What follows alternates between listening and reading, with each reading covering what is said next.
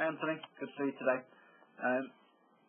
Going back through what we discussed in today's session, we really talked about trying to maintain the L shape or the 90 degrees of wrist cock during your backswing, just saying that you allow the club to sort of collapse a little bit during that backswing, which is then putting you slightly out of position, requiring a little bit of adjustment on the way back through the golf swing.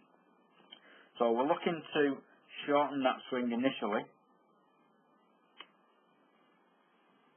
So we just take a quick look at that swing. So we get you back to that sort of position there. So you can see there you've got that 90 degrees there of wrist angle, and it's that we're trying to maintain throughout the golf swing. So as we take you a little bit further into the top of the backswing,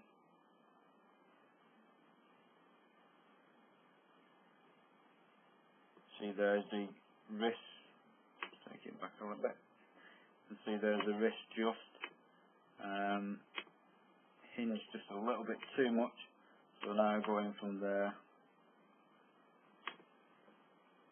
to there, so they just go a little bit beyond the 90 degrees, allowing the club to collapse a little bit, creating a much narrower swing arc. So what we're trying to do there is maintain the 90 degrees of wrist angle to keep the swing arc nice and wide, so keeping the club and the gap between the club and your shoulders as wide as possible. Again, making the swing more consistent and creating more power from that wider swing arc. So what we've suggested there is you try and stop the swing at 3/4, maintaining the 90 degrees, and then what we can do to lengthen that golf swing afterwards is to increase the amount of shoulder turn. So we're actually making the shoulder turn longer, which is increasing the length of your golf swing but also maintaining good positions. So looking at the downswing, you actually get through the golf ball quite well. So there we've got a good weight transfer into that golf ball, really good positions coming through. The other thing that we did look at was looking at the follow through position and looking at your left elbow during that golf swing. So as we're looking in that position there, we can see now, if we get rid of those lines,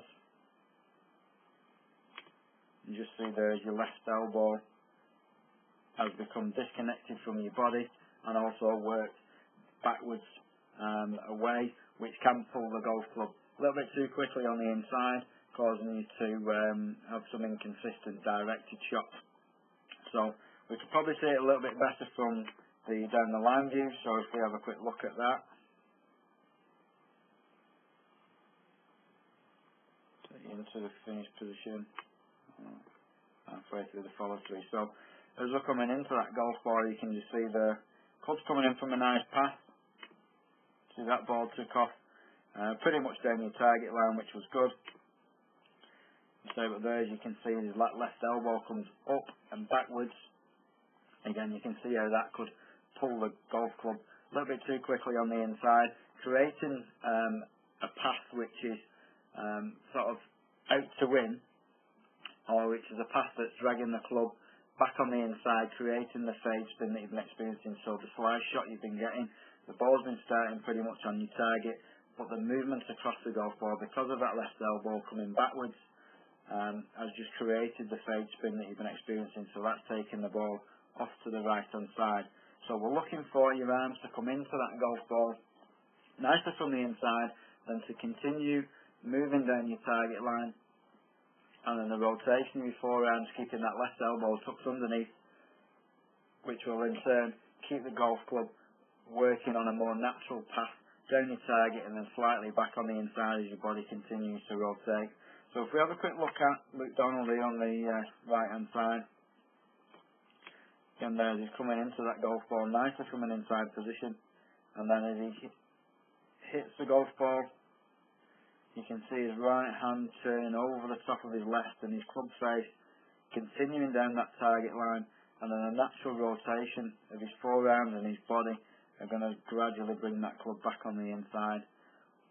But as he approaches the halfway follow through position, you can't see his left elbow whatsoever, as his right hand turns over his left and he maintains the extension throughout his follow through. His left elbow, stays connected to his body and stays nicely tucked in underneath, allowing the natural rotation of the golf club. So that just makes sure that his golf club continues down his target line with no pulling action or movements on the inside of that golf club, creating a much more consistent ball flight. So we gave you a couple of drills to work on. One of those things would be to have a basket just on the inside of your follow through, so when you hit the golf ball you're trying to swing outside and around that basket, and also trying to keep your left elbow tucked in. So if you've got any problems with those, just give us a call, but I look forward to